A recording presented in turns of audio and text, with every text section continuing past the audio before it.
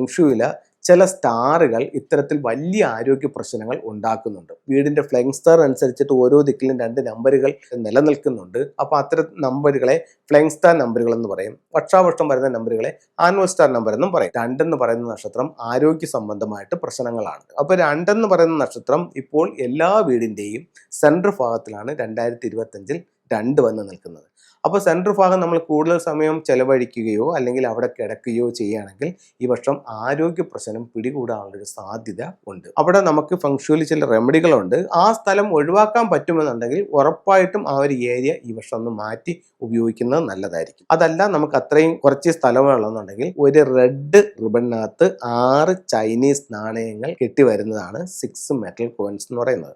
അത് ഈ central ഭാഗത്തൊന്ന് hang ചെയ്യാം. ഈ ഹെൽത്ത് പ്രോബ്ലത്തെ ഒരു പരിധി വരെ ഇല്ലാതാക്കാനായിട്ട് ഈ സ്റ്റാറിന് പറ്റും. ഏതൊരു വീടിന്റെയും കിഴക്ക് ഭാഗം ആരോഗ്യത്തിന്റെ ദിക്കാണ്. അപ്പോൾ കിഴക്ക് ഭാഗത്ത് നിങ്ങളുടെ വീട്ടിൽ ഒരു ടോയ്ലറ്റ് ഉണ്ടെങ്കിൽ അതുപോലെ തന്നെ കിഴക്ക് ഭാഗത്ത് നിങ്ങൾക്കൊരു സെപ്റ്റിക് ടാങ്ക് ഉണ്ടെങ്കിലും ആരോഗ്യ പ്രശ്നം നിങ്ങളെ ബാധിക്കും. നിങ്ങൾ വീട് നിർമ്മിച്ചപ്പോൾ വീടിനെ സ്ക്വയർ ആയിട്ടോ റെക്ടാങ്കിൾ ഷേപ്പിലോ എടുക്കുമ്പോൾ കിഴക്ക് നഷ്ടപ്പെട്ടു പോയിട്ടുണ്ടെങ്കിലും ഹെൽത്ത് പ്രോബ്ലം ബാധിക്കും. അപ്പോൾ ഇത്തരത്തിൽ ബാധിച്ചിട്ടുണ്ടെങ്കിൽ നിങ്ങൾക്ക് കിഴക്ക് ഭാഗത്ത് എൻഹാൻസ് ചെയ്യാനായിട്ട് ലക്കി ബാമ്പുകൾ വെച്ച് ആ ദിക്കിനെ കറക്റ്റ് ചെയ്യാം.